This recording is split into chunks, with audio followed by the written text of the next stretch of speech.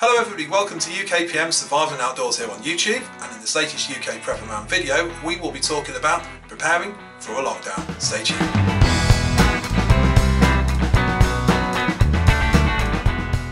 So yes, here we are, and in this video we are talking about preparing for a lockdown. So, you know, it's all still going on a bit mad at the moment. You know, there are talks about, are we going to go into a quarantine? Are we going to go into a lockdown? Will it happen? Won't it happen? We just don't know at the moment. But if it's anything like that's happening in Italy at the moment, we could be in for some grim times ahead. So, you know, at the end of the day, a lot of people are still going out and buying a lot of stuff. Only today I went into a popular home goods shop here in the UK. I was talking to the sales assistant, and he mentioned that they'd had the 12 multi-packs of toilet paper in, and they'd sold through 84 of those multi-packs within about 3.5 hours, which is, you know, it's pretty incredible really. The supply chain in the UK is very fragile. We have this very sort of just-in-time delivery. Replens are normally anywhere between 1 and 3 days for supermarkets, and you know that can cause problems when there are, you know, instances like the ongoing events at the moment, as we're going to call it. So what am I doing? Well, I've prepared what I'm going to call a lockdown food box, and this is really examples of the items that I've got and purchase which are going to help through, you know, these difficult times. Now, this is by no means the only option, and it's certainly by no means the minimum or the maximum of stuff that you should think about having. But I think really I'm just going to bring these ideas to the table of the reasons of why I bought these things, because if you are thinking about going out and buying stuff, especially now the cheap stuff is sort of selling through quick, you're going to have to spend more money. So buying the right stuff and processing that food, cooking that food up, you know, in the most efficient way is the best way, because otherwise you are going to be spending an awful lot of money now. So, you know, without further ado, I'm going to cut over to show you the lockdown food box, and we'll have a little chat about it there. So we've got the box here, and I think it's worth mentioning that, you know, it is okay to buy still this sort of thing, but in truth, you know, while it's good, it is only going to last you a certain amount of time, and you are going to get pretty bored with it after a while. So this video is really about sort of buying the ingredients and making foods up, rather than just sort of buying MREs or you know, ready to eat type of things. But you know, each to their own. Porridge oats, good source of slow release carbohydrates.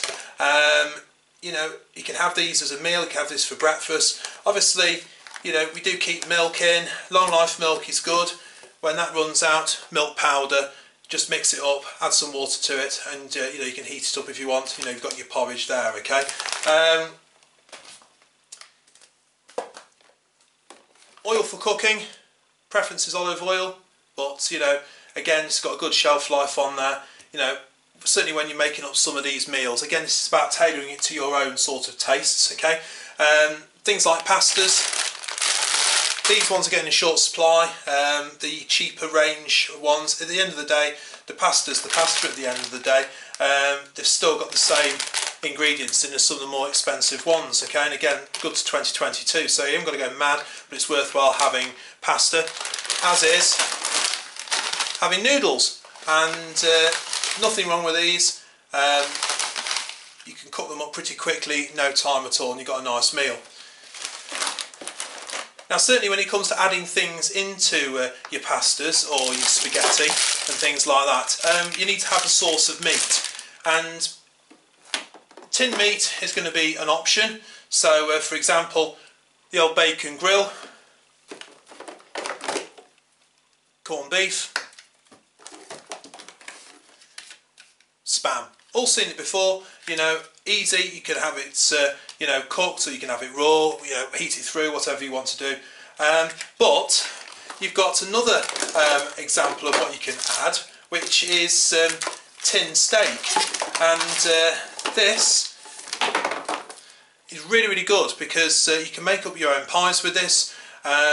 You've got the ingredients in here to make pastry, and so on and so forth, okay? So, you know, and anything can be added to the meat. You know, you can add lentils and some vegetable soup to it, and you've got yourself a nice stew, okay?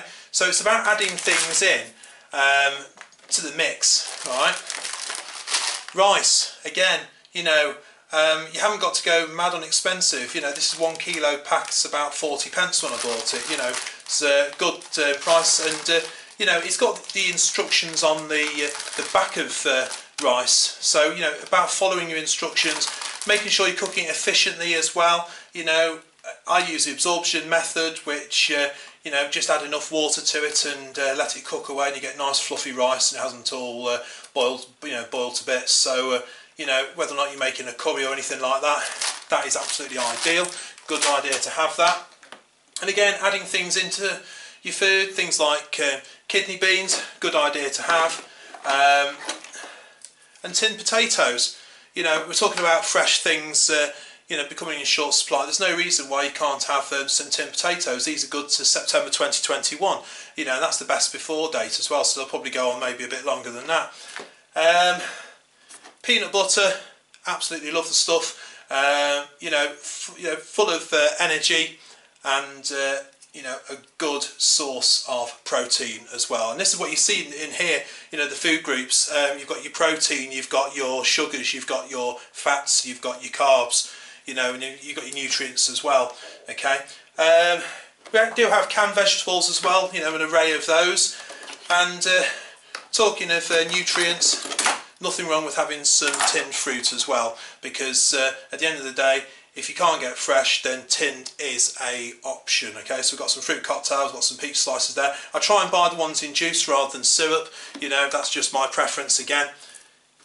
Although these are quick open tins, we do have tins that don't have ring pulls on them. So if you're out and about, good idea to get yourself a backup can opener, because if you've only got one and it fails, I know at the end of the day, all us into prepping, bushcraft and that sort of thing, you know, will no doubt have them on our key rings, as always, you know, EDC items, so on and so forth. But you know, if not, get yourself a spare tin opener.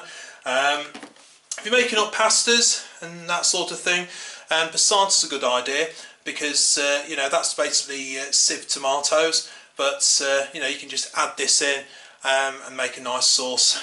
Admittedly, some of this stuff is going to taste a bit bland after a while, so nice to add some herbs, some salt, some pepper, you know, just to season the food, you know, give it some nice flavour.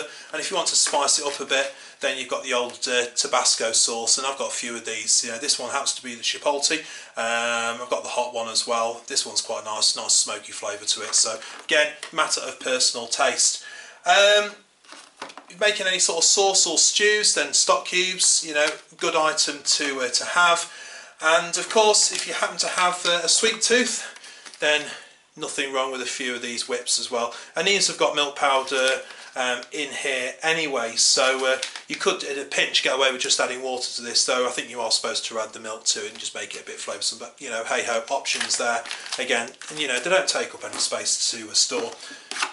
Just because spare chopping board, happen to have one. Some of this sort of stuff comprises into camping equipment, so you know, again, a chopping board's a really good idea. You know, there's enough space for it, don't take up any room at all. We mentioned about nutrients, multivitamins, vitamin supplements. It doesn't hurt to have some of these kept by. You know, it is what it is. You know, what I'll say is, when anything like this, check, you know, if you're on medication, you can't have certain ones of these. You know, don't. You know, stating the obvious. And of course, foil to cook, and good quality aluminium foil that you can actually use for cooking on. We're going to come back to cooking in a moment. But right now, we mentioned about bread. Obviously, with the shortage of bread, having flour and yeast is a good idea. You can make your own bread. Admittedly, you know, it'll be something sort of, you know, typical bushcrafty, like damper or bannock, that sort of style flatbreads. You know, but when there's none in the supermarket, that is your backup. Okay. We have the most valuable commodity in the current world at the moment, seemingly, hand sanitizer, just because if you're going to be washing your hands with hot soapy water, as you should do, good idea to have some hand gel as well. You know, it doesn't hurt, alright. And this was an idea I thought of, distilled vinegar, because admittedly, when you come to harvest things from your garden, because hopefully you'll be growing your own food as well throughout this dilemma that's going on at the moment, but anything that's surplus, think about pickling it, you know, because you know, things like onions can be pickled, so on and so forth. Just an idea. coming back to cooking, the hand gel is got alcohol in it, and depends on which one you buy, okay, but most of them tend to have sort of 60% alcohol plus, but they make a really, really good fire starter, okay. So what I tend to do is any of the ones that are out of date, I keep them by, so I can just have them. I mark them up, of course, to make sure that I'm not going to intentionally use them, because the last thing you want is to use something out of date. But this is a good idea to have, and as I say, you know, I've got a few of these knocking about. This one's out of date now. It was best before 2018, so in the fire kit it goes, and it's there, okay.